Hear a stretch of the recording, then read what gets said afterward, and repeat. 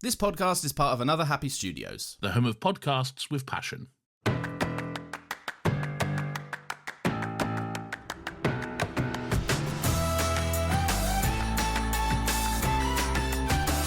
Hey folks, welcome to the Fishing Tripfiles, a Gavin and Stacey podcast brought to you by Another Happy Studios. This is a podcast where every other week my co-host and I like to take a look back at the wonderful, hilarious and silly little British sitcom that is Gavin and Stacey. And guess what? More than one of us is wearing headphones this week. Isn't that right? I don't know what you're talking about. I was wearing headphones last week. Yeah. I can categorically I've always say worn headphones that is since false. No. I spent about 10 hours editing the episode last week, and it still sounded shit. Because of you two. Because you didn't wear headphones. It's not important who was and wasn't wearing headphones. I think it is. I think it is very important for my sanity. Okay. You could visually look at the screen. We had our cameras on. You could tell we weren't wearing headphones. You guys have long hair. I don't know whether you had like little AirPods in your ears or something. I don't know. I just assumed that no one would make that mistake. Since some of the people that are listening to the podcast assumedly haven't ever seen like images of us, I just like to say Ari and I are both bald. You could very much tell that we weren't wearing headphones. I hate you both. Yeah, I've never recorded a podcast before. I didn't know. All right, let's just put it to a majority vote, okay? Who among us says that we were wearing headphones? I am. I say. Ari, thoughts? Yes. Okay. Ari's raising their hand. All right, and who says that we weren't wearing headphones? Pierce? I hate you both. All right, well, looks like democracy is alive and well. All right. Great. So yeah, episode 1. We got episode 1 out of the way, and that was did. fun, wasn't it? You had a good time. Mm-hmm. I don't know whether did we mention that we're doing this every other week and not every week on the last episode? Because I don't know whether we did. I definitely said see you guys next week or something at the end of last episode, but you probably edited that out. Okay, I did have to edit a lot of. We talked for like nearly 2 hours last week, and I cut it down to an hour because so much of the audio was unusable thanks to someone didn't wear headphones. I don't know who it it's could have neither been. here nor there why the audio was unusable. Not according to the election results. According to the election results, everybody wore headphones. I'm wearing, you guys can't see this, but I'm actually wearing 11 pairs of headphones right now. Yeah. Right. In any case, okay. We're doing this every other week, so it's going to be like a limited run that's going to last like just under a year, unless Pierce kills us before. Which is increasingly likely with every passing minute. Thank God we're in different continents. At a certain point, last week or the week before, I genuinely didn't know if you were going to edit the podcast and like send it to Nathan for approval, or if you were going to just like buy a plane ticket to America and come and kill me instead. I thought it could go either way. That would be 2 very expensive plane tickets. It would be a commitment to the bit for sure. And while you're here, if you're going to kill us, we might as well hang out first. Yeah. Right, so this is episode 2. And you guys don't actually know what the episode title is yet. I do, because I logged it on my little app, and my app told me what the episode name was, but only after I had watched it. Oh, shit. So, Ari, Maylina, do you know what it's called? No idea. I know it's called episode 2. Ari, do you want to? I know the show's called Gavin and Stacey. I believe my little app serialized. My username is RE Masters. You should follow me. The app told me that it was called The Phone Call. That is correct. The phone call. Why? It's like a 5-minute part of the episode. But it's like a pretty integral plot point, don't you think? All right. We can talk about it. Do you have like any overall thoughts on the episode? I like this episode. I like that, and I don't know if this is something that happens in a lot of Gavin and Stacey episodes, or if it's just like this episode. I don't know much about Gavin and Stacey, but I like how like there are many different plot points that I thought were going to take up the whole episode, and then they ended up just taking like a 3-minute portion of it. Yeah. And I like, but like each plot point seems to like very well like blend into the next. Like it seems very like a natural progression from one plot to the next, but it's not just one thing happens in this episode, which is the case for a lot of sitcoms. So I was very pleased by that. For sure. I do like this episode, but having said that, I'm starting to realise that the show doesn't start off like super strong with any like super amazing bangers or anything. But this episode does what it tries to do very well. Like, there's no real plot stuff up until the very end, where there is a very big plot thing that happens, which I'm sure we'll talk about. But it's very heavy on character development. Like, if episode 1 was let's meet the characters, this one is definitely let's get to know the characters. And we also meet Pete and Dawn, who are not insignificant side characters going forward. Yeah, I agree with everything Maylina said. Yeah, there were definitely like various points that I thought like, oh, this is what the episode's going to be about. And then the episode was about a lot of other stuff too. I just rewatched the episode this morning because when I was watching and taking notes was a little while ago now. And I was like, as I was rewatching it, I was surprised. I was like, oh, wait, I thought this was like a much longer part of the episode. And then like, yeah, I get that. There's a lot of, like you guys said, there's a lot of things that feel like they're like whole episode worthy, but they don't piss around with it. They just sort of get it done. They make the plot point. They don't beat the dead horse, I guess. For sure. Like they get all the jokes that they can from something, and then they're like, okay, we're done. Next storyline, I guess. All right. Should we start like going through the episode then? Sure. I'd just like to say, bring back previously ons. I loved the little previously on they gave me at the beginning of the episode, and I miss them so much. Yeah, I like those. I don't know whether they carry on throughout the whole series, but they're handy, aren't they? Yeah. So the episode opens on Gavin and Stacey at work again, and it's like the same situation as last time, but this time they both pick up the phone at the same time, so they can't get through, and they're both just looking very anxious about it. I think it's pretty cute, this little cold open, because no dialogue is said. I like how many times the show reminds us that these guys are like very like compatible, like they're basically the same person in different fonts, I guess. Like they're both having the idea to call each other at the exact same time. They're both like, I mean, we see this a lot later in the episode. They're both just as passionate. One is as passionate as the other one, I guess. It's very cute. I think last episode, just because there was so much else going on, and maybe because I'm kind of dumb, I wasn't even thinking about the fact that like this is like how they met. It's just like all these like phone calls that they had to make to each other during work, and like I guess gradually they like get to know each other and then ask each other out. Oh, I'm a dumbass. Like, okay, that's how they. Okay, their offices have to call each other. Yeah. They like met each other on the phone at work because they're two separate companies, but the two companies do business with each other or whatever. That's how they met. Okay. I thought it was just they met through something, and then now they're all they're calling each other at work, I guess. I didn't pick up on the two companies calling. No, each other. I didn't realize that until like they were getting into this next scene and talking about like all the phone calls. That's when I realized. Yeah. So the title card happens, and then they realize what's happened because one of them picks up the phone like a microsecond too early. And they just start giggling, and then Stacey just starts yapping, like straight away, talking about like the sandwich man at lunch or whatever. It's very cute. I'm glad a boss intervenes though, because like I'm not like a capitalist pig or anything like that, but like, come on, man. Yeah, they clearly weren't doing any fucking work up until that point. They were just sort of staring at the phone. I'm on their side. Why not talk about your sandwich during work? All right, fine. You're right. Maybe I am a capitalist pig. Because when the boss arrived, I was like, oh, this is the hero of the piece. Oh my god, the fucking... The whole show is going to be about him now. When the boss comes over, I know, Maylina, last week you were concerned about, like, the fact that they were talking at work. Is this normal? And it becomes clear when the boss comes over that this isn't normal at all. Yeah. And this is a plot point that I really don't like. Like, the whole, if you gave someone 5 seconds to explain this, then none of this plot would have happened. But I would like to point out that it doesn't drag on. So, like, the conflict is resolved in, like, 5 minutes. And it drives the plot forward in a necessary way. So I will, like, allow it in this case. I did call this a nothing argument. It felt like the writers didn't know what conflict to drive up between these two characters. And they were like, let's go with classic sitcom misunderstanding. Yeah.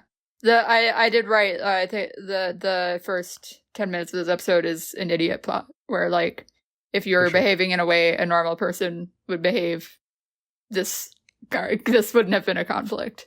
Like if you're chatting to your boyfriend about a sandwich during work, on the company phone and he randomly hangs up, I feel like reasonably you would assume like, oh shit, his boss walked up behind him or something. Exactly. Oh my god. How does she not pick up what he's putting down when he's like, he calls her back again and he's got like his professional voice on. He sounds nothing like the voice he usually uses. How does she not clock that? It's such a ludicrous plot. But as I said, it's resolved in 5 minutes, so I'm going to allow it. Yeah. I will say that like when you brought up last episode that she played Queen Elizabeth, I was like, I don't see it at all. And I was like, maybe I'll have to rewatch the episode to like know. And I really couldn't see it. But then when she's like telling off Gavin, I was like, oh, okay, yeah, no, that's Queen Elizabeth. Yeah. My other I kept writing notes and like crossing them out because like it was like all these like like I don't know, crossed wires and stuff. But the one thing I think the boss says like the last guy, like Tony, was always talking on the phone to her and like see, they had a thing for a while, like Tony wanted to get with Stacey. And so I did write that like now Gavin has to kill Tony. Because Gavin did get a little look in his eye for a second. Yeah, you could say that Stacey has had a lot of previous partners. Maybe that will come up later in the show. Who knows? Some sizzle. Yeah, because and that actually explains a lot on my end because I didn't know. Here's what I thought was happening. Okay, I thought he's pretending that he's talking to a random client. Like the boss is like, "Who are you talking to?" And he just threw out a name. He was like, "I don't know. I'm talking to this company." And then the boss was like, okay, well, call them up because there's this bitch that I don't like in that company and you need to tell her boss that I don't like her. And I was like, at that point, you can just, instead of calling Stacey, call that company back up and then go like, hey, my boss doesn't like you. You didn't have to call back Stacey. My boss doesn't like you. No, the boss was familiar with Stacey. He did think so. So my very first note for this episode is, who the fuck is Tracy? And then I crossed that out. Because at first the boss was like, call up Tracy. She's like such a bitch. And then he was like, oh, do you mean Stacey? And so I was like, oh, I guess, yeah. I felt that might have been what confused me. Yeah. And it's worth pointing out that Stacey puked in her handbag at the Christmas party one year. I feel like that's just important to note for the record. Yeah, that's on brand for her. I feel like I'm not at all surprised by that. Who among us hasn't puked in someone's handbag? I would like to state also for the record that I have not. Loser. Man doesn't know how to party. Hasn't puked in someone's handbag at a Christmas party yet. Oh, there's still time, Pierce. Yeah. Oh, I'll tell you what, I've never been to a work Christmas party. I've always managed to like wriggle my way out of them. Whenever there's been an office Christmas party. I've never been to one that involved alcohol. Maybe because I work in education, but I don't know. Yeah, that's probably it. That's probably why. Yeah. So then Stacey gets mad. Yeah, Gavin like inadvertently calls Stacey a slag. Well, Stacey says, "You think I'm a slag, don't you?" And then Gavin says yes because he's responding to the wrong person.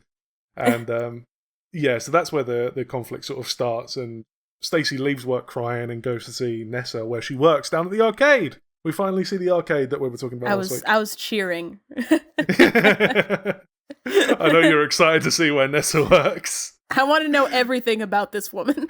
I want to know what milk she uses. I want to know what cigarettes she smokes. I want to know everything about her.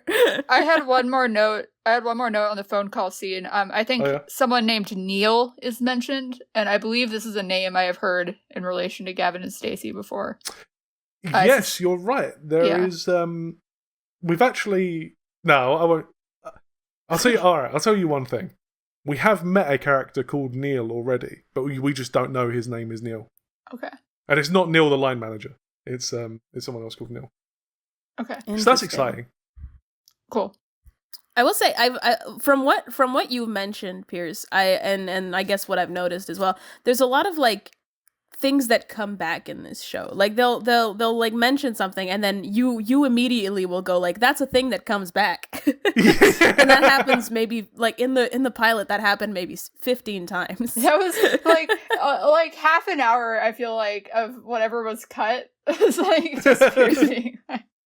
That comes back. This is gonna come back. This is gonna come back. Trust me. This is a big deal. This is a big deal. Focus. The podcast equivalent of looking over at a family member when you're showing them a movie you like, and there's a scene you really like that comes on, you want to know if they noticed it. Oh my god, I do that all the time. Whenever I'm showing someone a movie. I love showing people movies, man. It's like my favourite thing to do. Yeah. The other note I had right away about the arcade is there is like a Wales flag. Yeah, of course there is. There's a Wales flag everywhere. Or it might have been, it was either the arcade or the bar. I guess it would have been the arcade. Yeah. It must have been the arcade. Yeah, it was the bar arcade, was in London. Yeah, I remember this because I rewatched the episode this afternoon, and nice. no, it was in the arcade. Yes. I noticed because I was like, the Welsh flag is so fucking cool. It is. It's badass, isn't it? It's got a fucking dragon on it. It's so fucking cool. To S tier flag. I love it. The only bad thing about it is that you can't draw it easily. Like a good flag should be able to be drawn by like a 5-year-old, and it should be able to be identifiable. But the Canadian flag is a bit difficult because the leaf specifically is what gets people. Because like if you don't plan out your leaf, you're gonna mess it up. we're all drawing leaves in midair right now. I think. Pierce, are you drawing a leaf? I am also drawing a leaf in midair. Yeah. Feel free to draw a leaf in midair at home. Send us your leaf drawings. The UK flag is also like pretty difficult to draw. Oh yeah, no, I hate that one. The UK flag can be upside down as well. Like it has to be a certain way up because the lines are certain. I don't know exactly how it works. I know this because of Doctor Who.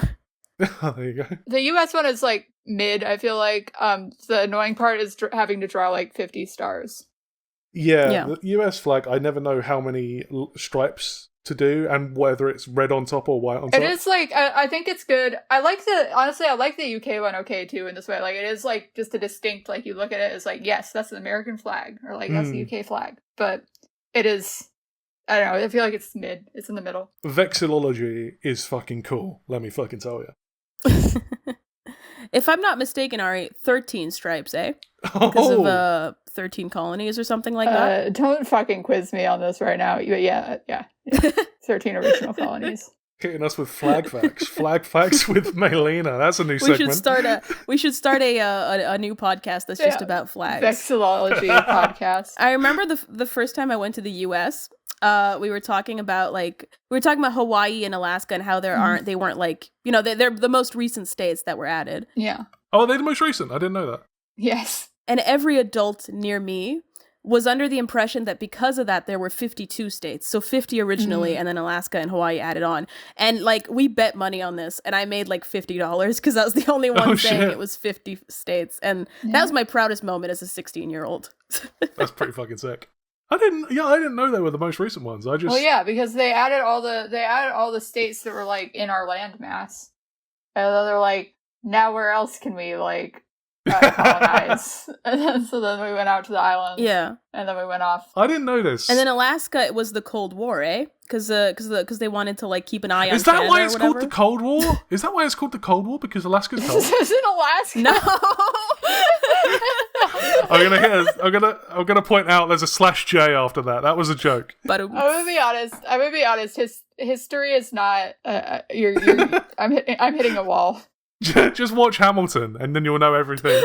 I don't know why we added Alaska to the United States. Because of the Cold War. Was Alaska part of Canada beforehand? Like, where was Alaska beforehand? Whose was it? Where was it beforehand? It was in the same place. Not where was it? I actually know this, and we can edit all this out. I just want to tell you guys. Alaska used to be owned by, I believe, Canada, but during the Cold War, the U.S. wanted to be able to keep an eye on Russia, so they bought it from Canada to keep an eye on Russia. Okay. Interesting. That was the reason. Sick. Oh. So, how much? You know how much for? Like, are we talking $2? I don't fucking know, man. Okay, all right, bro, you're the expert. And now we're gonna buy the rest of Canada too, apparently. Oh no. Ugh, fuck this shit. All right, so back to where the fucking hell we've see how much of that makes it in. Right. So yeah, we're at the arcade and she's watching a an old guy play a fruit machine. And I don't know whether you guys know this, but old fruit machines, they used to work like this, where they would just pay out the jackpot every 150 spins or whatever. So that's what Nessa was doing. She was like counting how many spins he did. And then when he hit the limit, she was like, get the fuck out of here. I'll kill you if you don't get off this fruit machine. I got to clean it. Fuck off. Get out of here. And, I knew she was hustling. I didn't know that there was a strategy behind it, though. I thought she was just like trying to guess when the machine would pay out some money. So, like, would he be aware of what was happening? I don't think it's implied that he's not. Okay. I don't think. I think he just thinks, oh, that was fucking annoying. But I don't think he knows that she was scamming him. Okay. Yeah. My next notes are about the bar, I think. Well, actually, I have a note before this, so let's all calm the fuck down. Come on, go. Sorry, we're heading too far forward. Move on and carry on, as you were. Stacey shows up. Yeah. Okay. And I just want to say, all I wanted to say was, I think Nessa's a better friend than Smithy. I think Nessa and 100%. And Nessa and Stacey's relationship is a lot more ride or die and a lot better, I feel, than Smithy and Gavin's relationship. Yes. And Nessa strikes me, I mean, I'm saying this unironically, Nessa strikes me as a really good friend. Yeah, so that's what I wanted to say. Yeah, I'd agree with that. Nessa is a really good friend. I think, to me, the two friendships are both really, really strong, equally strong, I would say, but they're just strong in different ways. Perhaps it will become more obvious as the show goes on, but yeah, I totally get what you're saying, just based off the first two episodes, because Smithy is just sort of, when Gavin's talking about his problems to Smithy, he just sort of sat there not knowing what to say, and then he just says, he goes, have you tried a mobile? and then he's like, and then he's like, withhold your number. I wrote down James Corden as a manipulator. Legit, man. That's fucking creepy, isn't it? Yeah. It's so weird. I will say, I wrote down that James Corden looks weirdly punk rock in this scene. He has like a spiky hair thing, and he has like a washed out like jacket. It's very weird. It's a very weird look for a 28-year-old. But who's he trying this on? He's like, this always works for me with the girls. It's like the 16-year-olds. Like what? Yeah, it does strike me like from the conversations and how they're talking, it strikes me as like a few weeks since the original meeting, like maybe like 2 or 3 weeks since the that's what I was hotel. thinking as well, 2 or 3 weeks. Yeah. So then then Gavin is he asks Smithy to ring Nessa, and I love there's this sequence where it's really well edited, where Gavin is saying like, please, come on, I need it, please. And it's countered by every time Gavin pauses, Smithy says something along the lines of, no, it's not going to happen, never, no, I can't do it, no. And then eventually he just goes, fine. and he rings up Nessa. Yeah. And Nessa doesn't remember who he is. He spends ages trying to remind her who he is, which is hilarious. And I do like that we get a bit of like a hint as to what happened in episode 1. Toilet brush up the ass somehow. Yeah, yes, that's exactly what happened. Yeah, I didn't write, but I did sodomized with the toilet brush, I think. Yeah. My note. I'll read my note verbatim here. Nessa doesn't remember Smithy till he mentions the toilet brush. Till he mentions the toilet brush she pegged him with. I'm so glad we answered that question. I like that we all had different language for it as well. Yeah, I'm not fancy. And so that confirms why we got the close up on Smithy's ass when he walked into Pam's last week. I know you guys were excited about that. And then Stacey refuses to talk to Gav, so he does another 4-hour drive to Wales. Jesus Christ, God love him. I don't know how he does it. I don't know. Okay, the main reason I was confused by the timeline is that like, how are all these people just like walking out of work like no big deal? Yeah, so I don't know how Stacey left work. Maybe she just doesn't care that much about her job. But Gavin mentions that he's using his flex day, which is not something that I am familiar with. No, I was going to ask. I think I know what that is. It's like sometimes some jobs will give you like I don't know. Sometimes you can like just have a day off, like whenever.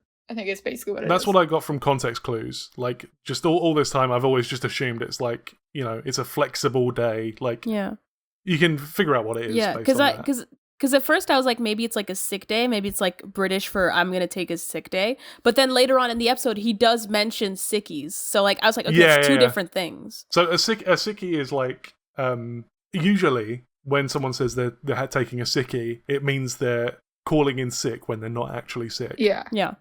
Yeah, I could gather that. Yeah. All right. Sorry, I didn't mean to mansplain to you. Whatever. Fuck you. I'm just kidding. I didn't mean to sound rude. But yeah, I think we were all on the same page with sickies. Then we make it to Gwen's house where Gwen has done Vanessa an omelette. So that's 3 omelettes so far. 2 Yes, last okay, week. good. This is the third one. Because I was gonna suggest we do like something where can we have like an omelet counter as we go through the show? Oh my god, Ari, me and you are on the same fucking page because I've logged exactly how many omelettes have happened. Do we want to do it? Okay, so do we want to do it? How many omelets like appear on screen, or like how many like every time she says she's going to make omelets? Like, are we counting the number of omelets or the number of occurrences of her making omelets? No, we'll do number of omelettes for sure. But it's a question of whether they appear on screen or not. Can I make a suggestion? Whenever it's explicitly stated or implied that someone from the important characters, not like a background character, but a character who's like important to the plot, is either implied to or eats an omelet, then that counts. I mean, I don't know whether anyone who's not like a main or side character does eat an omelet. Oh, actually, I don't know. Fuck it. We'll do it on a case-by-case basis. Yeah, I think every omelet, hashtag every omelet. All right, we're on 3 omelettes right now. We'll do case law every time. Case law. So we get some Nessa lore. Apparently, she used to shag the boss of Harrods, which is you know she's lived a rich and full life as dear Nessa. I love learning more about Nessa. We learn more a bit like in the next scene, and like I love her so much. She's so good, right? We get the Nessa lore, and that's when Gavin knocks at the door, and the whole family slowly comes out, and they all don't let Gavin explain who he is. No. And meanwhile, Nessa is just sitting by watching it, like she's fucking loving this. Like he's getting grilled. Yes, no, she's not helping him out at all. It's so good, right? Yeah. I will say there's a bit where she's talking to like before the rest of the family comes out. Yeah. She's talking to him and she's like talking and talking. I'd let her talk for hours. I'd sit in dead silence, just letting her explain like her whole deal. For sure. And I'm a yapper. I like talking. I wouldn't participate at all in this conversation. I just listen. I have a question. Mm-hmm. It's mentioned I think like when Uncle Bryn walks over, it's mentioned that Nessa was in a cult. What cult do you think she was in? Oh, that's a good question. I don't know any cults. So it's not that good of a question for me. Yeah, honestly, I asked this, but now I don't really know any funny ones. I'm gonna Google top cults 2007. I live in an area where like there's a lot of Scientologists, so I know that one, but that's not really funny. That's just like I don't know if Nessa would be the Scientology person. I think she'd be in one of those like cults where they just do a bunch of drugs and they're all like you know what? Nessa's in a cult you've never heard of. Yeah. You're not cool enough. What is the best cult? Exactly. Every cult website is going to come up. Yeah. All right, so the number 1 cult, according to Entertainment Weekly, is the Manson family. So we can assume that Nessa was in the Manson family. Ari, you said that every cult website is going to show up. I like the implication that like cults on their website will be like, we're the best cult. Exactly. Wouldn't you? They should have their own top level domain. So it's like, I don't know, mansonfamily.cult. About us section. And it's just like their god. Big join here button. I've also Googled best cults, and the AI overview says there's no such thing as a good or best cults. AI being a buzzkill right now. Speaking of cults, they land on, I don't know, is this insensitive of me? They land on the conclusion that Gavin is a Jehovah's Witness. Is that no? That's a cult. A JW a cult? Are they a cult? Okay. I'm not sure. I don't want to cause any damage. I'm just saying. I want to cause some damage. Jehovah's Witnesses is a cult. No, let's go to war. Let's go to war. Sick. That was a fun little discussion. Yeah. Anyways, Gavin and Stacey. All right, I'm gonna state for the record, because I'm sure a lot of that is going to be cut. We spent a solid, I want to say 20 minutes talking about cults just now. Everybody look up the bite model. Oh fuck! Right. So where the fuck were we? Right in. What cult do you think Nessa is in? Oh my god! Here we go again. No, I'm putting my foot down. We're moving on. Right, my next note. I will say, is... once I was on the metro. Oh fucking hell! I do like that the neighbor like starts giving Gavin tips on like how to get the more vulnerable people in the neighborhood. The neighbor? You talking about Uncle Bryn? Oh, I thought he was an uncle / neighbor. Oh, he is an uncle / neighbor, but he's an uncle Well, there first. we go. He's not neighbor Bryn. He's Uncle Bryn. Literally, get off my ass. I didn't realize it was the same guy as last episode until I rewatched it. Oh my god! Piers, How? chill out. You guys are nuts. Literally, get off our ass, Piers. How about that? All right. So we were both not incorrect. Like, fuck you both. All right. So yeah, then Stacey walks out and they kiss and blah blah blah, and she forgives him easily. Like, at this point, he hasn't explained the truth yet. Well, okay, because this is a nothing argument. Yeah. I mean, I really just don't care, to be honest. I'm just glad the whole situation is over and we can move on without this bit. And what? Fucking okay. So then they go for chips on the beach, which is nice. I love the vibes of this. Yes, scene. and I want to go for chips on the beach. I have a question about this though. Go ahead. Okay, let's say, right? Okay, this is what happens. Okay, this is the timeline of events. Okay. Gavin goes over to Stacey's house to explain 4-hour trip, right? He gets there, it's still light out, but it's cloudy, whatever. Let's say I got the vibe that it was like maybe 4 to 5 p.m. Yeah, because he left on his lunch. So it's yes, gonna be okay, cool. Yeah. Then they go on the beach. He doesn't explain the situation until it's fucking dark out, or did it take that long to explain the situation? Which is it? Like, I think you're thinking too much about it, but if you want a in-universe reason, I would assume that this is what they've been talking about for ages, and they just keep going over it because it's such a mental situation, and then we join them, and he's like, yeah, like I said, he was just stood right there breathing over me, and I think that's... I'd love to hear that conversation, because it feels pretty cut and dry to me. Pierce. Yes. I just need to point out that you just accused Maylina of thinking too deeply about this show. Shut up! Shut up! Shut up! Shut up! I won't hear it. Fuck off. I'm taking off my earphones right fucking now.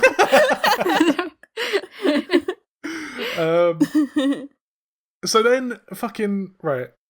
These people have met twice. Gavin and Stacey have met twice, and she's already asking him to move country, which is nuts to me. She's like, can you move to Barry? And oh, you're so right, because Gavin doesn't move quickly at all. We won't see that in the rest of the episode. Excellent point.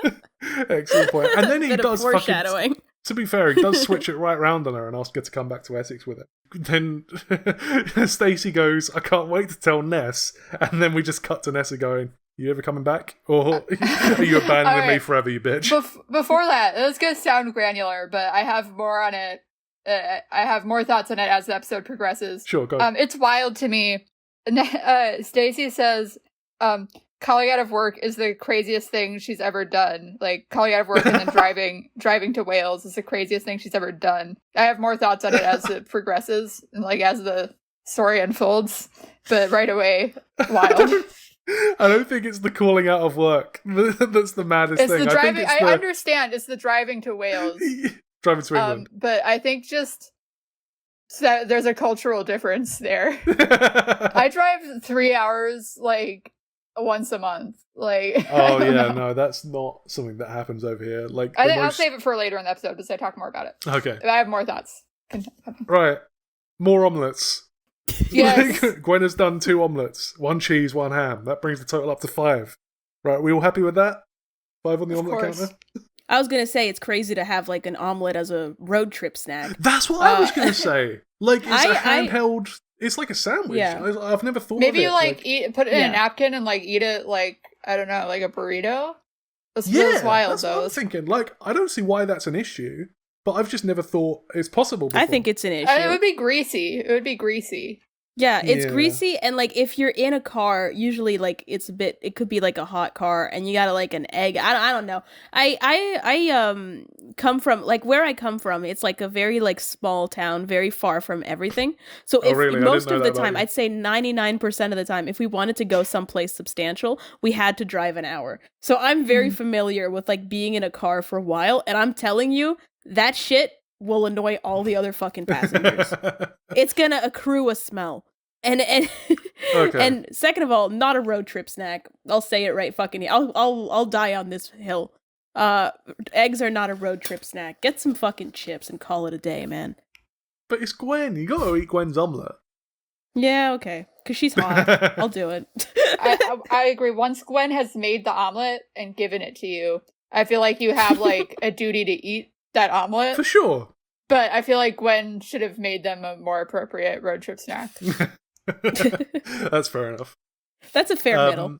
Or maybe she should have made it for them earlier before they left for their road trip. Yeah, that would have made more sense for sure. They didn't need to go and get chips. They should have just had omelettes at Gwen's. Yeah. Oh my god! And then we have like one of my favorite scenes in the whole show, which is Bryn giving Gavin directions. Gavin, who drove here a few hours ago without any directions. And the reason I love this scene is because a lot of it is just one take, and you can see that Matthew Horn, who plays Gavin, is trying so hard not to laugh. I don't know whether you guys picked up on this, but after we record this, rewatch this scene and just watch Gavin's face as Bryn is like explaining that you have to start everything with www. He's trying so fucking hard not to laugh. My thought was just, this is why I like the uncle character. That's all I wrote. Yeah. I just think he's neat. And that's my contribution to this conversation. I do like him. I do have a question. I have a question for the chat. How do you remember www? What's your memory trick to remember? No, my trick to remember it is where's Waldo Witch? Where's Waldo Witch? That's how I remember it. That didn't come off the top of my head. I've been remembering that like that for 24 years. See, mine is Wallace walks without. Wallace is a lonely man. Whoa, that's kind of deep. Yeah, right? So yeah, you got Bryn just mansplaining to Gavin about how the internet works. And we get this scene. I don't know whether you guys noticed this, but this is a big deal. We have another actor on screen who was in Doctor Who. Did you guys notice this? Where are we right now? We're in Bryn's house with the directions. No, I did not notice this. All right, calm the fuck down. Oh no, this is my favourite. So I only discovered this like as I was making notes for the episode over the last couple of weeks. And it was my favourite thing that I found, and I'm so excited that you guys didn't notice. Do you guys know what the first website ever shown on screen in an episode of Doctor Who was? Yes. Safe. I don't remember it now. Isn't it like SafeNet or something? Safe Search? Searchwise.net? Yes, that's what I said. Oh, well, let me tell you. Do you know what mapping service Bryn was using? He was using Searchwise Streets. So I was looking out for this. I didn't notice that. I think I was looking when I first opened the computer, and it didn't say that. But yes, that's cool. Wow, that was such an underwhelming response. I was like, I was the most excited I've ever been in my life. Whoa, Piers! Oh my God, Searchwise.net streets. Holy shit! What the? I'll kill myself right now. I can't believe that. Do you think it exists in the same universe as Doctor Who? Shitting my pants over here because of SearchNet. No, that is a cool fact. Thank you, Piers. You're very welcome.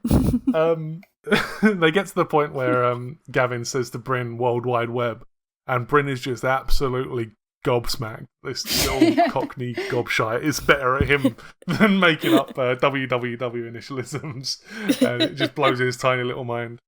And we see Pam again, and she's cleaning like mad. She's going crazy in the kitchen, trying to keep the house perfect for Stacey. I can see the like familial resemblance, not like physically, but in terms of personality between Stacey and her mom.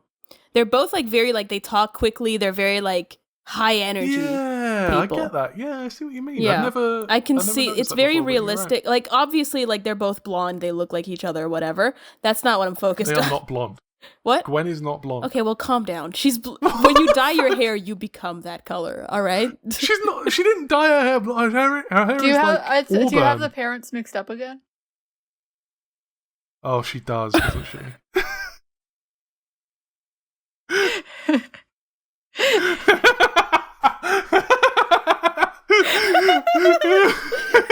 Maylina's just not saying anything.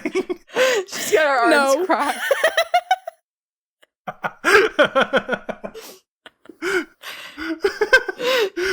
Do you want to rescind your statement, or do you want to just tweak it? So that Obvious. Okay, yeah. Here we go. Obviously, Stacey and her mom don't look like each other at all. But they're both high strung. I think we're all on the same page with this. okay. Whatever.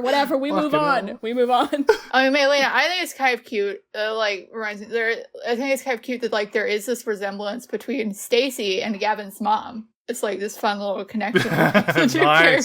Nice. And personality too. They're both high energy people. Yeah, took the words right out of my mouth. Yeah. So Mick just gets it, right? Mick is being so realistic about the whole situation. Mick is the rock to Pam's chaos, and he's just like, yeah, this is Gavin's girlfriend. This isn't the Queen of England or whatever. I'm with Pam. I think he should eat his toast over the sink. What? Are you serious right now, or are you doing a bit? Well, she just cleaned the kitchen. You like have some manners. Maylina, where do you land on this? I'll take Ari's side. Why not? Of course. No, but when I was growing up, weirdly enough, my mom, it's like this weird thing where like my mom told me that like if you care about somebody enough, a good way to show them that you care about them is to not clean the house too much. I'm being so for real. Is to not clean the house too much, because then it's like you feel comfortable with them. So if she had like strangers come over for the first time, she'd clean the house for those guys. But if it was like family, or like if it was somebody that she wanted to show like I care about you, I'm comfortable with you, we're not cleaning the fucking house. Yeah, that's sweet. Yeah. And I still do that to this day. Like, if I have, like, a friend come over, I'll do, like, very minimal cleaning. Would you clean the house if me and Ari came over? No. I'd actually dirty it up. I'd smear Nutella on the walls. I'd break a window. That's very sweet. No, but, like, I just think it's weird to, like, clean the house if you're having, like, just, like, a regular guest over, I guess. I think love is sometimes eating your toast over the sink if your wife has just cleaned the kitchen. All right. I guess we're just going to have to agree to disagree on this. Okay. If I'm Mick, I'm having toast. You're going to deliberately get crumbs on the floor. Yeah, I would just drop it on the floor. I wouldn't even eat it. And then Gavin comes down and Pam is talking about how she had like pants on the radiator when Stacey came home last night. And Mick says to her, she wouldn't have even known they were pants. She'd have thought they were bed sheets. And then Mick and Pam start play fighting, and it's a really cute moment where they just can't stop themselves from laughing out loud, and it's a really lovely little moment, I think. It's very cute. And I've always known that was Gavin's mom. And you guys should stop grilling me about it, okay? You guys should get off my ass about that. All right. This is our problem. Yeah. So Stacey wakes up and there's drama. Yes. There's drama when Stacey wakes up because she's got a spot. I wrote. I have thoughts on this. I wrote that this is a pimple episode. A pimple episode. I briefly thought it was going to become a pimple episode. What the fuck is a pimple episode? I can only think of one specific example, but I swear, like, they used to do this a lot in Disney shows. But Wizards of Waverly Place? Do they have a pimple episode in Wizards of Waverly Place? Yeah, I assumed that was the one you were thinking of. I'm thinking of, this isn't even a Disney show, I'm thinking of an episode of The Saddle Club, which is a show that ran on PBS when I was 5 about girls who like horses. I think it's based off a book series. Yeah. But I feel like I that's the only one I remember specifically, but I feel like that was like a common like kind of plot for children's sitcoms. Well, I can think of Wizards of Waverly Place. They did like something pretty similar. Like one of the characters had a pimple, and then it was like, oh no, I have a date. And then at the end of the episode, it turns out that his date also has a pimple, so it's fine. See, that's sweet. I feel like it's wild that she got such a massive one overnight. Yeah. Yeah. We don't know what her bedtime routine is. Yeah. Maybe she like smears like bacon grease on there. It was all that grease from trying to eat the omelet in the car. That's what it was. Yes. And this is why you don't do that. That's why you find a better road trip snack. Circular narrative. Beautiful. So yeah, she starts looking around for anything that can help her, like some makeup or whatever. But it's a men's bedroom, so she can't. And she ends up landing on a pair of sunglasses. She looks pretty cool. Oh, and then we get some more French, don't we, Maylina? Did you make a note of this? Oh, fuck, I didn't.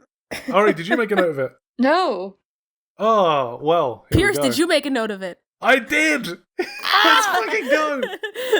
So, Pam is talking about the breakfast that she's made, and she brings over croissant, pain au chocolat, and brioche.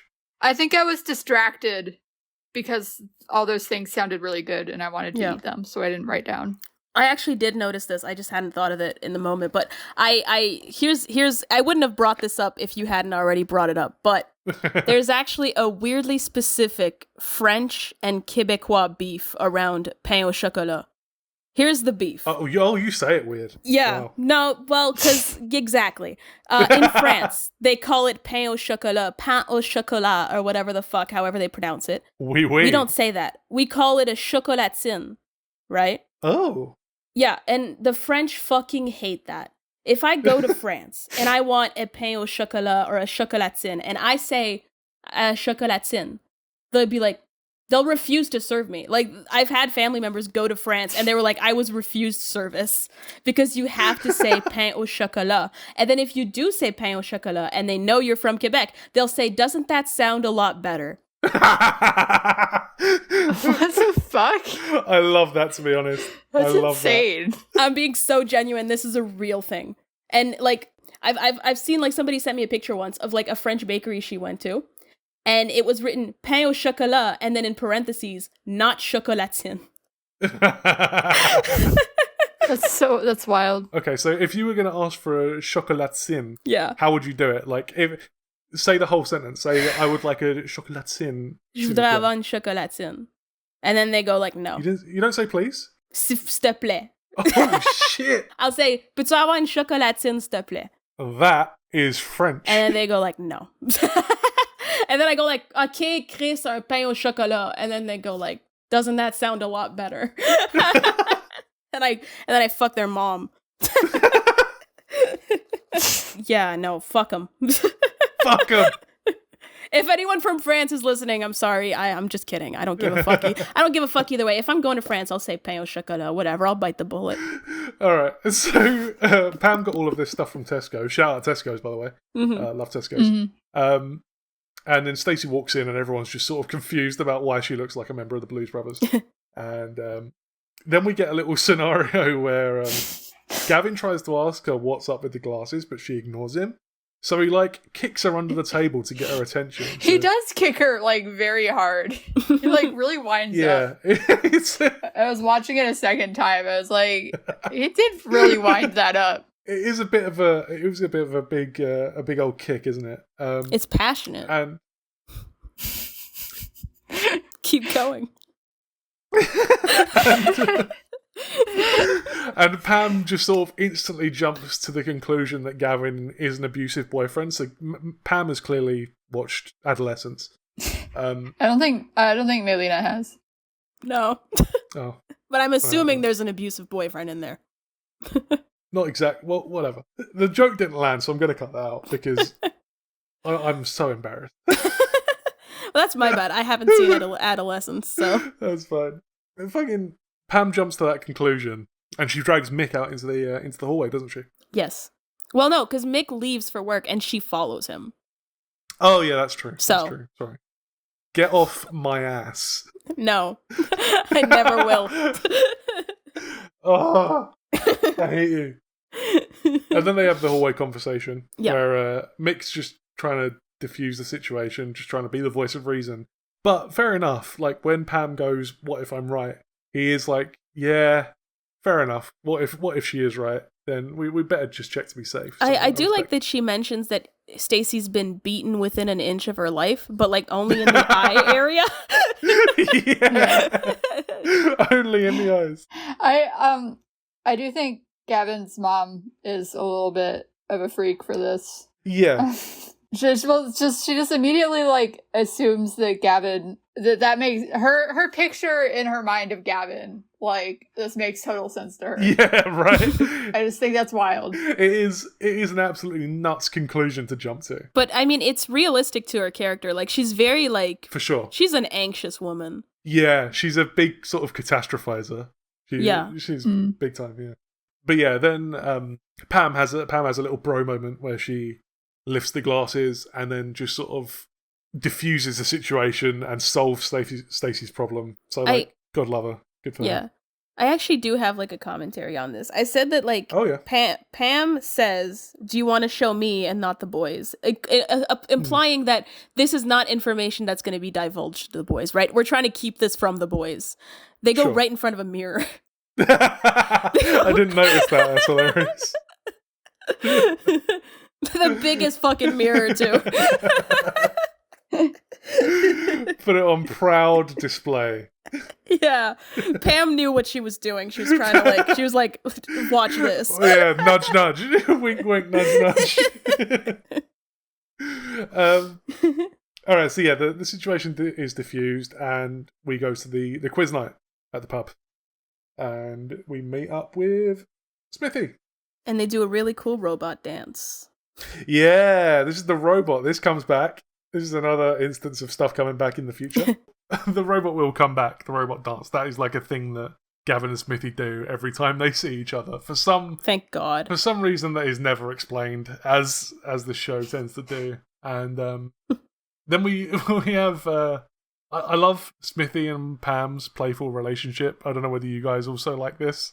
Yes. Oh, yes. Yeah. Yeah, no, that's cute. Where Smithy is talking to her about how much he loves her and wishes he could be her husband and stuff. I think it's just really sweet. Yeah. I do have a note. Are Smithy and Gavin's mom gonna fuck? And I hope it happens somewhere in the next few seasons. Did you actually write Gavin's mom, or did you write Pam's mom? No, I wrote Gavin's Stacey's mom. mom. I know the difference. So my first note on this scene is Dawn and Pete. Are they in Doctor Who? Ho ho ho! Let me fucking tell ya. So my next note is just Pete and Dawn in big capital letters. And yeah. Okay, sorry. Before I do know, because Pete looked so familiar, I did look him up. So I do know the answer to Pete, but I didn't look up Dawn. Maylina, do you know if Pete or Dawn are in Doctor Who? I'm terrible with faces, man. Okay. Matt Smith could be in something. This is a joke, but Matt Smith could be in something, and I'd be like, "That's a guy." That's a joke. That's an exaggeration, but I feel like we needed like a theme song for this segment, like. Who does this actor play in Doctor Who? And we need a sound effect for the omelette counter too. Like a ding. Yeah. Alright, yeah, so Pete is played by Adrian Scarborough, who also plays Carla Jex in the episode A Town Called Mercy from Series 7 of Doctor Who. Unfortunately, Dawn has not been in Doctor Who, so no news there. Not yet. We'll get her. my next note is, I'll read this verbatim. Pete and Dawn are Pam and Mick's friends. Pete and Dawn hate each other. Pete and Dawn are married. Yeah. In real life, I absolutely hate these couples. I hate couples who, like, if you have problems and you make it everybody else, like, it makes the situation awkward for everybody. Yes. If you're having your fight with your partner out in the open, it makes it so fucking awkward, and it makes it so that like you don't want to spend time with them. I understand that like relationships have problems. If you have this many problems out in public, making it awkward for everybody else, I fucking hate your relationship, and I hope you break up. That being said,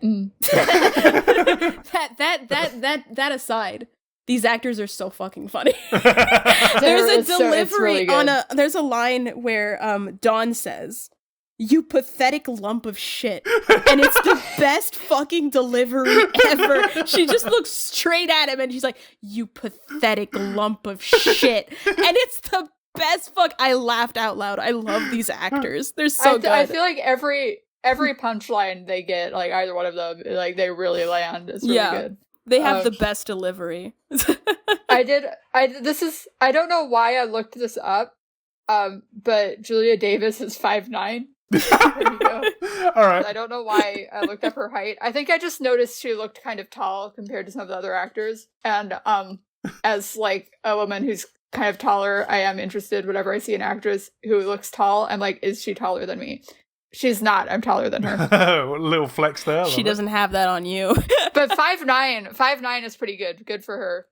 She's a tall woman. Yeah, good for her. She has great hair as well. I love her hairstyle. It's so floofy and poofy, and it's great.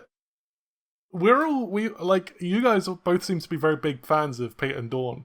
Yeah, I like them. The actors, yeah. I think it's a funny. I think it's a funny concept. Like this couple that just like fucking hates each other, and everyone is just like, yeah, that's just how they are. I like it. I like the bit. One of my notes from like further down is, I'll just read this verbatim as it is. I don't really care for Pete and Dawn as characters. They're funny sometimes, but I just find their fighting to be a kind of boring bit. It sounds like these are going to be reoccurring characters, so maybe once we've seen a lot of it, maybe. I mean, all of the fights are very different, enjoyable. But yeah, they do basically. That's their thing. Is they're a couple who fights all the time.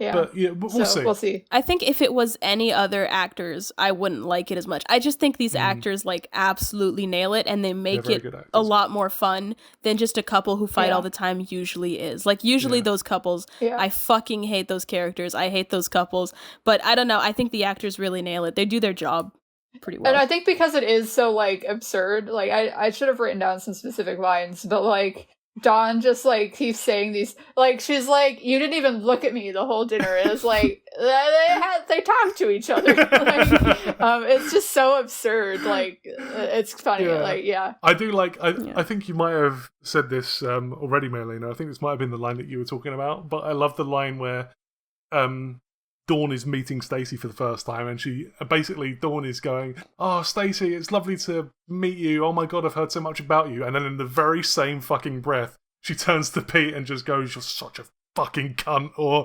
words to that effect. It's not that specific line. It's one that comes down further down the line where she's they're having a conversation, and she just, I think she accuses him.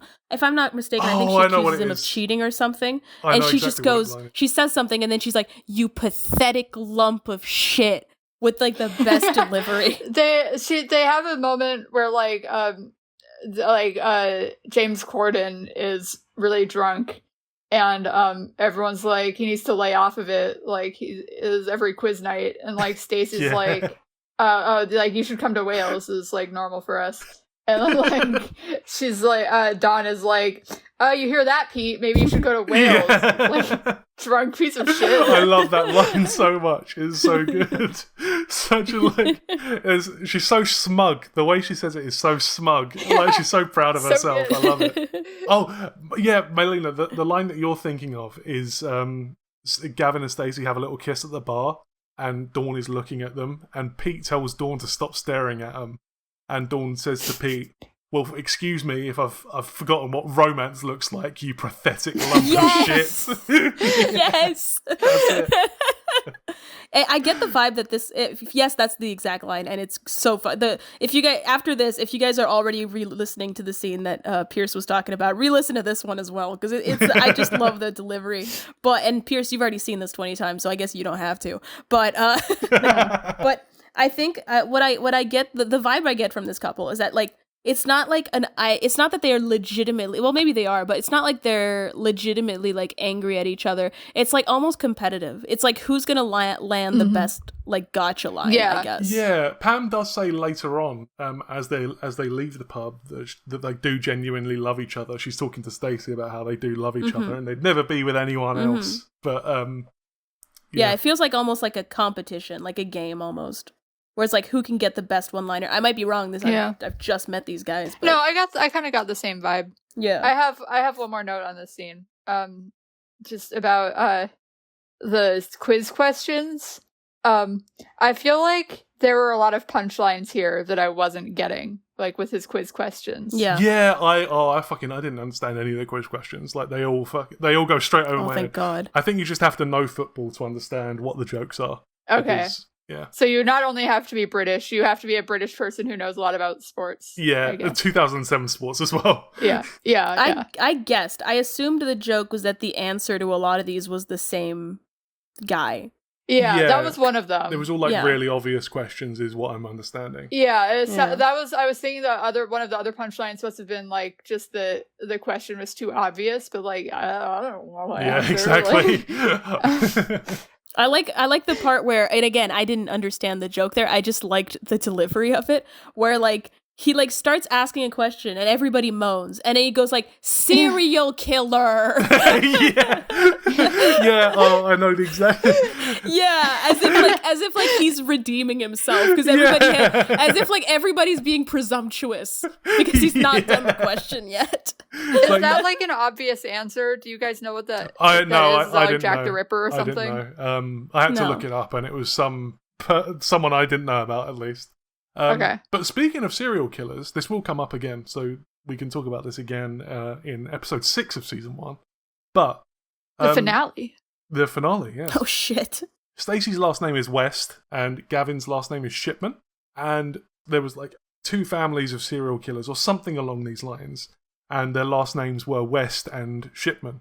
Like, there were 2 separate cases, but there's just a reference to serial killers in the names of our lead characters. A weird choice, but it's a choice they made. So out of nowhere. That has nothing to do with Gavin and Stacey. Yeah, right. What a weird decision. I thought you were going to say, like, the actor who plays Gavin turned out to be a serial killer or something. He does look like it a little bit. So they leave the pub after the quiz, and Smithy compliments Pam, to put it gently. And Pam and Stacey both have a little giggle about it, which I think is nice. It's like they're giggling about it like they're old friends, which is a nice little bonding moment between the 2 of them. I did say, like, all of these conversations, especially in the quiz night pub, they're all very natural. Like, so one thing I've started to appreciate about this show is it just seems very, like, natural. Like, the plot points lead into other plot points in a very natural way, and all of the conversations that the characters have feel like real conversations that people will have. I just think it's very real, I guess. Yeah, that's one of the things that this show is like really well renowned for, is how realistic it is. Mm-hmm. Then they head home, and Gavin and Stacey have some. Is it pillow talk if it's not sexy? Like when they're talking on the pillows. Yeah. So I guess it's pillow talk, right? Is that a thing? No, I know what you mean. I don't know. I don't know if it's pillow talk if it's not sexy. Linguists have debated this for a long time. Oh, really? No, I don't know. You fully had me. I fully believed you. Great.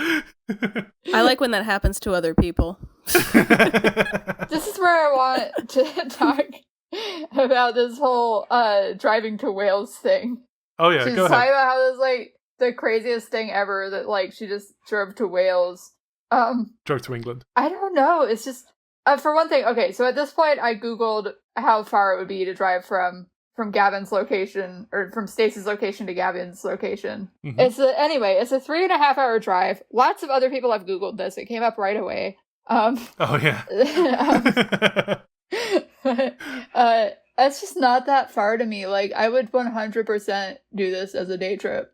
Oh no, man! This is like I used to live in Houston, and we have like all this family lives in Austin, and that's a 3-hour drive. And yeah, like 100%, like people would be like, "Hey, we have this like dinner tomorrow. Do you want to come?" And like, yeah, we would just do that. Like, this is a very different culture, I think. Yeah, that's just totally different to how it is over here, man. I mean, it's like you're not getting to any other major city any other way other than driving 3 hours. To be honest, like yeah. So anyway, this whole thing was like, this is the craziest thing I've ever done was wild to me. She's talking about how she's never been to Bridgend on her own, and that's a town that's 10 miles away from Barry. It's just like 10 miles away. And then the next thing that basically happens, unless you want to talk about Pam putting her earplugs in to let them fuck.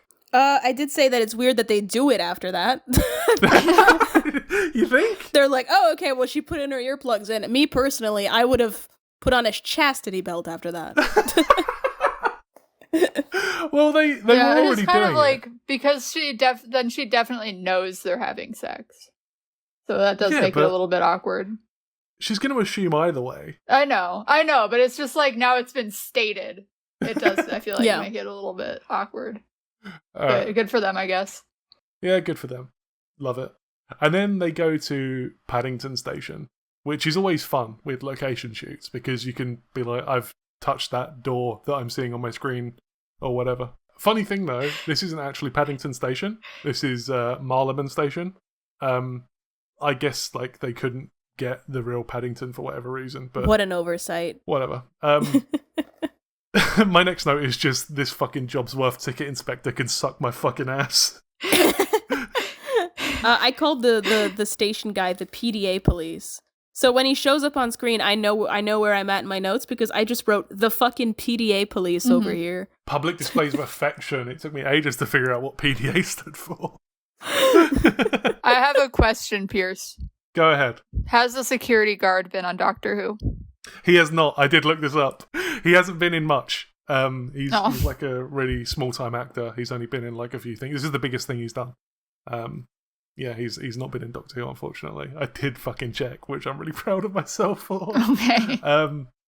Whatever. Guy's a dick, so. Yeah. That probably wasn't even his job. He was probably just doing that for fun. Yes, they have the argument, and Stacey goes through, Gavin goes the other way, and then Stacey turns around and shouts, "Gavin, I love you!" And Gavin just waves back. And to be honest, I can't lie, I'm 100% Gavin in this scenario. You'll never catch me shouting in public. I wouldn't be Stacey in this. Like, I wouldn't just like randomly be like, "Gavin, I love you." But that said, if someone yelled at me, I would commit to the bit. I would yell back.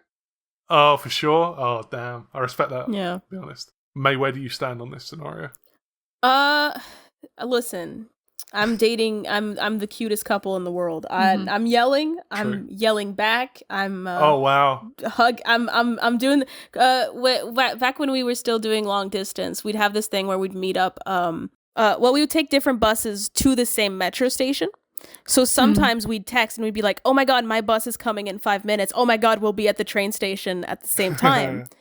And we'd do this dramatic thing where we'd run up and hug each other. And that's really sometimes sweet. And sometimes we did yell to like get each other's attention. So y'all can suck my dick on that.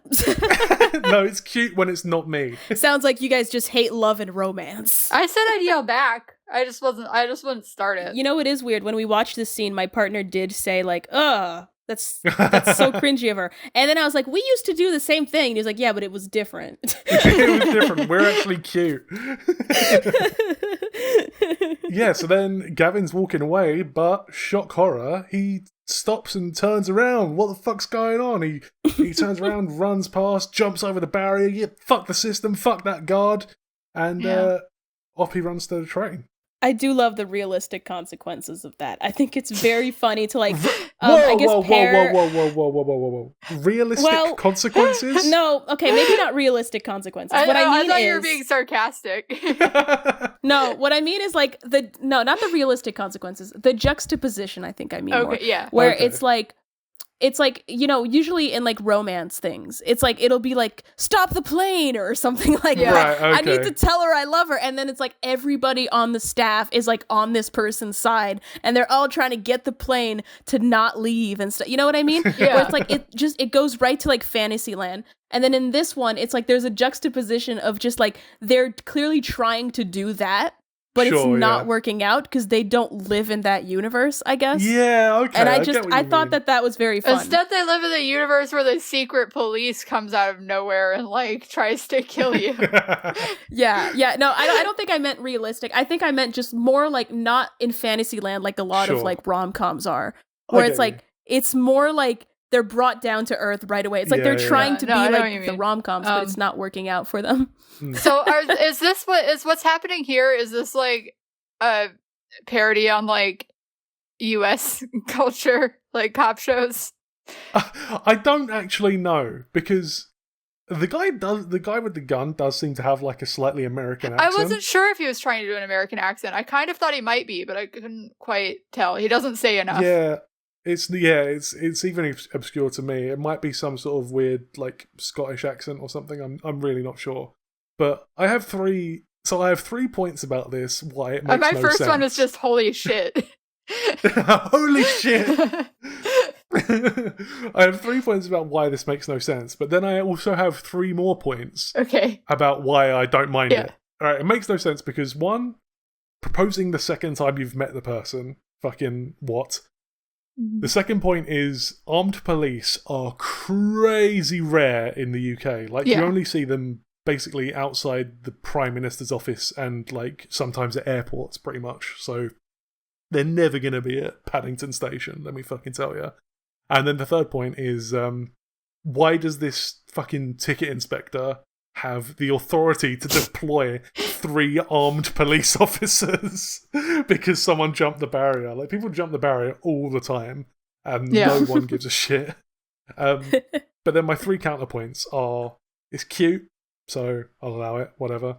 It's kind of funny, so I'll allow it, whatever. And it also progresses the plot, which is ultimately what we're here for. So, fuck it. Yeah, I feel like, so there's 2 parts of this. There's the proposal, and then there's Gavin getting arrested.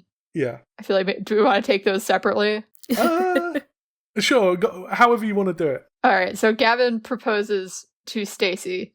Did not see this coming at all, like, until, like, literally he was doing it. I did not think that's where the scene was going at all. I thought at most maybe he was going to ask her to move in or something. Right, yeah, sure. That would make sense. That would make far more sense than this. But here we are. Like, he had the ring on him, too. Like, yeah, that's another good point. Even before this moment, had decided he was going to ask her to marry him. Yeah, I did say, like, they're fast moving, but they're too I like that they're on the same pace as each other. It's not like one person who's like, marry me, and the other one's like, it's far too soon. Yeah, or something. Sure. Like, they're both very passionate, fast moving weirdos. They're both into it, which is nice, yeah. Yeah. Maybe in season 2 they're going to be getting divorced. Who knows? Damn. They're going to have a kid by episode 4. They're having a custody battle in season 3. Yeah, episode 3 is the wedding. Episode 4 is the divorce. And episode 5 is them getting back together. Episode 6 is them having a kid. Episode 7, the kid's a teenager somehow. Yeah. Okay. And then she says yes as he's getting arrested. So Stacey says yes, which seems just this is my final note. Stacey says yes, and it seems insane, but it will make more sense after next episode. So there's a bit of sizzle there for you. Great. It's time for you, my co-hosts, to enjoy a delicious slice of wait and see pie. Also, like, yeah, I did notice, like, I've been to the UK before, like, several years ago, and that did strike me right away, was that there's no armed cops anywhere. And I found that very, like, calming. And it's, like, wild, like, how much that changes the vibe. Like, you don't realize how, like, it changes the vibe to have armed cops everywhere until there aren't any. Yeah, I remember when I was in New York, I always noticed, like, when a cop had a pistol on his hip, it was just like, fucking hell, that's a lethal weapon right there. That is like one of those things out of the movies. We had armed cops at our high school. Like, they would just be chilling in the hallway. So it's like, yeah, it's everywhere. And that's not uncommon. Oh, that's scary, man. It's fucking scary. All right, I guess on that bombshell, it's time for 3 good things. Wait, no, I have one more thought just on the end of the episode. I do hope that next episode leads directly off of this. Like, I hope we get to see, like, the immediate aftermath of the situation. Okay. What, so you want to see, like, Gavin being taken away by the police and stuff? Yeah, like, what happens, like, is he, like, in, like, yeah, I want him to see, like, in the cop car and stuff. And, like, what is Stacey doing immediately after this, like, after he's been taken away? Do you want me to tell you whether or not you see that, or do you want to wait for the episode? No, I'm gonna wait for the episode. Okay. Chill out. Sorry. Well, yeah. On that bombshell, it's time for 3 good things. Do you guys have a good thing that you'd like to share with our lovely loyal listeners this week? I went first last time. Ari, go first. I got confirmation that I've been approved to graduate from my graduate program. Oh yes, next month. Yes. That's incredible. What is it like? What subject have you been doing? Like, is that a thing? Getting a degree in education. The program is called like Curriculum and Instruction. You're gonna help the world. That's dope. May, what is your good thing? I found a really cool TV show. I've been watching a lot of Star Trek. Yeah, we love Star Trek. and that's good because Star Trek is really fun. And I know I said I found it. I'm not pretending that Star Trek wasn't a big thing Star Trek before I discovered. I'm not like fucking Christopher Columbus, okay? I mean that I started watching it and it's quickly become one of my favorite shows. And so it's a lot of fun when you find a new TV show that you like as much as I like Star Trek. So I've been spending a lot of time watching Star Trek, and it's a lot of fun. It brings me like a lot of glee, I guess. Yeah, that's and awesome. you're starting with the original series, right? Yes. I'm going with the original series. So far, I haven't even finished one season, and I will say, other than like the occasional problematic '60s episode, I like every single episode is a banger, and every single second of it, I'm like genuinely like fucking hyped for it. Like it's very fun. That's fucking sick. Maylina loves when Kirk rizzes up a teenage girl. No, don't put that on the record. I'm gonna keep that one in for sure. Add that to the wiki. Please. Pierce, good thing. My good thing is that, well, this is like a good and a bad thing. So my computer's been fucked up for the past like 2 months, which has left me basically unemployed because my computer is how I make money. But over the last week, I've managed to find some work doing some creative consulting, and I just finished it yesterday. So I'm happy that I'm able to survive and eat for the next couple of weeks while I get my computer fixed. I'm glad of that too, because it means you can edit our podcast. Yeah, that's true. All right. So there is one other thing that I wanted to share with you guys, and that is that we got a message on Discord from Tekka Pranks on Discord, and they said, hello there. I listened to the Fishing Trip Files, and I wanted to say that I really enjoyed the episode, and I just wanted to give my insight. When you mentioned about why Smithy calls Gavin Gavlar, I always saw it as him saying Gavin lad, but just in his own way. I don't really know why I felt the need to comment on this, but it's low-key been on my mind all day for real. What do we think about this? Is this a way that you can imagine Smithy trying to say Gavin lad, but just putting his own spin on it? I can see a universe where that's the case. Maybe. I just thought it was gibberish. See, it makes sense to me because, like, obviously Gavin has had this nickname for probably over a decade. And you know how, like, language evolves and words evolve? Yeah. It might have started off as, like, Gavin lad. Yeah. And then just slowly exactly. morphed into Gavin lad. I like that. Yeah. I like Yeah, that no, little I definitely thought. like it. I don't, who knows? But I do like, Yeah, exactly. I like imagining that could be the case. It wasn't my initial like thought, but I can definitely see how that would be the case, and that is a good. Yeah, it tracks. That's a great idea. It's now canon. It's now canon. It's our head canon. Yeah. All right, so that is it. So thank you ever so much for listening. If you'd like to keep up with the show, we are on TikTok, Instagram, and Blue Sky at Fishing Trip Files. So feel free to give us a follow over there. Or if you ever want to get in touch with the show for whatever reason, you can email us at thefishingtripfiles@gmail.com. If you want to help the show out without it costing a penny, please feel free to leave us a review or rating on your podcast platform of choice. Just like this one we received on Apple Podcasts last week. Oh. It was from Lawrence Hissey? Hissey? I don't know how to pronounce his last name. That's a weird one. Yeah, And how's Lawrence spelt? Laurence. Interesting. Like French. That's like Yeah. if you were a French person, that's how you would spell Lawrence. Yeah.